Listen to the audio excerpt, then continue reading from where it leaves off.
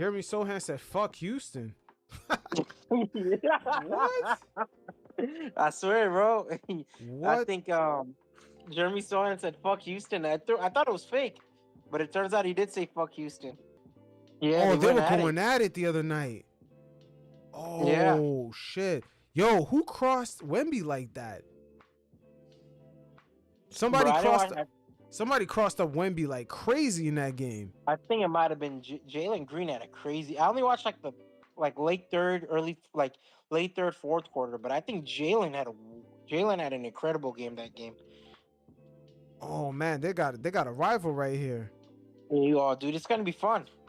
Yeah, Fred Van Vliet turning up on Jeremy Yeah, Sohan. Fred, Sirhan, I think Shangun turned up, so it's like it's gonna be fun because there's a regional beef. On top of that, two young teams. Yeah, there's gonna be a lot of regional beefs. There's gonna be a Yeah, lot of regional beefs, especially with San Antonio. That team that they're building over there, it's low key like a I don't want to say it's a bad boy Pistons team, but Jeremy Sohan is very guys with attitude. yeah, he's like a Dennis Rodman in a way, and then that Steven Castle guy that they got, like he's physical Yeah. as fuck. And then when Vassell returns, a lot of guys. And dude, I mean, having Chris Paul there, he's a perfect guy to have there. Oh yeah, he's a shit talker on Because his his own. history with Houston. Yeah, just his history in Houston alone. Yeah, and then Wemby, I've seen Wemby say, Wemby be throwing out these like subtle He's a very jabs. passive guy. He's a very passive aggressive guy. Nah, man, I don't think he's passive aggressive. I think he just says it straight up. Yeah, but yeah, that is true. But he's never gonna go full on Jeremy Sohan fuck Houston kind of thing. No, yeah, he's not gonna do that. But he said that in his first year, he was disappointed when he seen players that he used to look up to, the way their work ethic was like. He said he was disappointed. He doesn't look at them the same. Yeah, he was calling it soft. Bro. But who is he talking about though? Wemby's either gonna be the GOAT, or he's like talking shit out of his ass. But I respected, like honestly, I respect it so much. A guy like that with that much confidence is great for the sport. It's needed, but who is he talking about? Because there's only a few players that were there when he was like coming up. You know, that were big, that were shooting. It's Embiid, Karl Anthony Towns, Miles Turner, Paul George. It's not too many heads because he kind of narrowed it down. He was like players I looked up to when I was coming up. And I got here and I'm like, wow, that's it. He said that's it.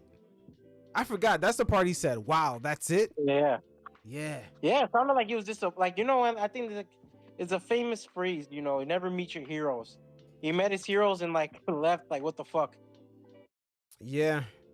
And this is after during the summer when he said when he figures out the league, he's nervous for everyone else. Like, yo, this guy's some other shit, man. Awesome.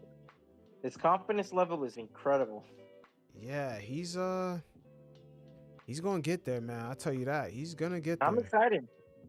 He's gonna get there. I don't know if Pop is gonna be around the coach's ass, but he's gonna get there. Whoever takes over that mantle will have a good time. It's gonna be someone from that coaching staff, though.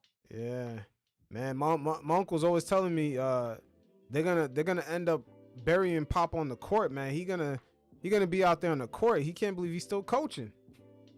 Bro, that guy's personal life, all he has is coaching, unfortunately. Yeah. I was shocked that season that his wife passed away. My man ain't miss a beat. He also did the FIBA tournament too. Yeah. That guy doesn't miss a fucking beat. Basketball is that guy's life. Yeah, bro. I mean, dude, he's been there for like a couple decades now as a GM and then as a basketball coach. Mm-hmm. Yeah, he's like Tibbs. There's very few coaches left like that in the league. But it's a new generation. That you could tell there's like very few coaches from the previous generation.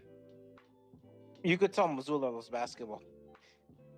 Yeah, Missoula, but he's new school. He's a new school coach. I'm talking about those coaches because, like, think about it. Like the new school coaches, when they came into the league, the players still have more power than them. But there's coaches like Popovich, Tom Thibodeau. They've been in the league when the coaches had more powers than the players. Yeah. And then it transitioned, in my opinion, during the LeBron era. When him, Melo, came into the league, that's when instantly these guys were given more power. They're more catered to starting Yeah. positions up the bat. Not even Kobe going to the Lakers. He didn't have more power than the coach. Kobe played behind Nick Van Axel. Yeah, there was, but there was like a hierarchy. Like a young player getting there, like nah, you had to like prove yourself to the vets. Dude. But off rip, LeBron was the first kid out of high school. He had a bunch of older vets just following him. Like off you rip. had to be like a generational star like Shaq or Kevin Garnett to really earn like the starting spot off the gate.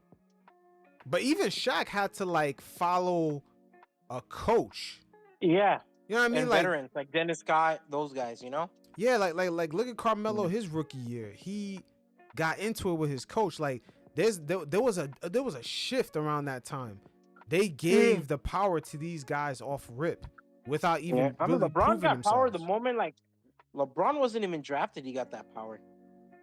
Yeah, they got rid of there was a player talking shit about him. I think it might have been Carlos Boozer or CJ Miles. No, I think it was Ricky Davis. Oh, Ricky Davis. Oh yeah, where he said I'm LeBron before LeBron, right? Yeah, or he was like, we don't need him. He said that like the year before. So yeah, there was a huge shift, man. Like that LeBron effect is real, man. Like a lot of franchises, they kind of, I don't know if the league valuation went up, but I think a lot of franchises realized they are tied to their stars. Yeah. Because Cleveland was not relevant. But then when they got LeBron, I think what it is that the value of Cleveland went up so high that other owners were like, oh, the values are tied to the stars a lot more, so we can't afford to lose them. Yeah. Oh, that's how it is. Because before then, what did Cleveland have? Like a couple of years of Ron Harper and Mark Price and those guys. And then once Larry Nance Sr., but once they got LeBron, it was like solidified star, you know?